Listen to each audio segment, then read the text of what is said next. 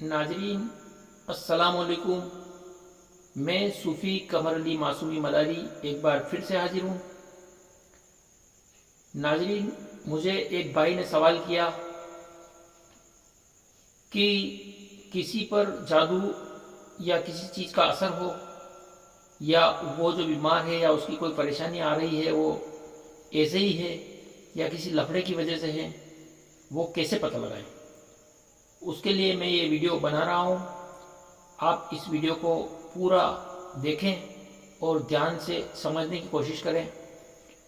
मेरे इस वीडियो से आपको अगर कोई फ़ायदा मिलता है तो इस वीडियो को ज़रूर शेयर करें ताकि ज़्यादा से ज़्यादा लोगों को इसका फ़ायदा मिले, और मेरे इस YouTube चैनल को भी सब्सक्राइब करें।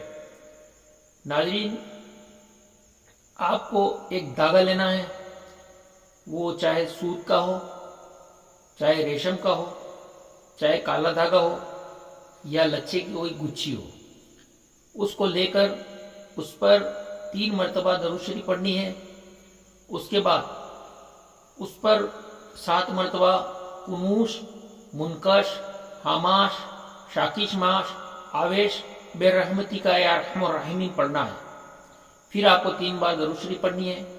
उसके बाद उस धागे को लेकर आपको जो मरीज आपके सामने है, जो सवालज़दा आपके सामने है, उसके पैर के सीधे पैर के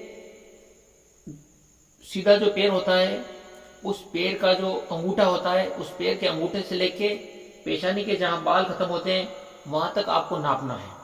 उसको नापने के बाद फिर उसको वापस जहाँ पे उसका निशान आता है उसके वहाँ पर आप गिटान लगा दें।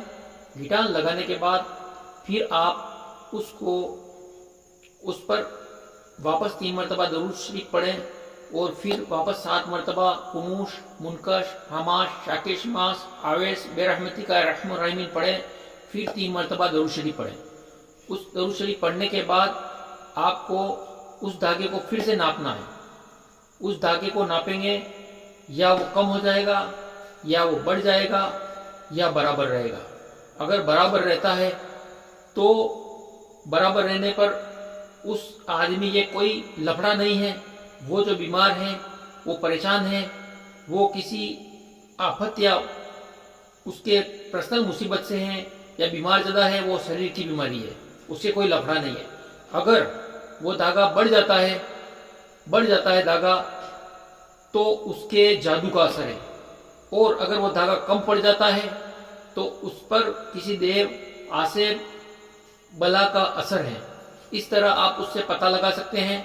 वैसे पता लगाने के बहुत सारे रास्ते हैं। कुछ लोग अमलियात से भी पता लगाते हैं, और कुछ लोग आदाद कल्बी से भी पता लगाते हैं।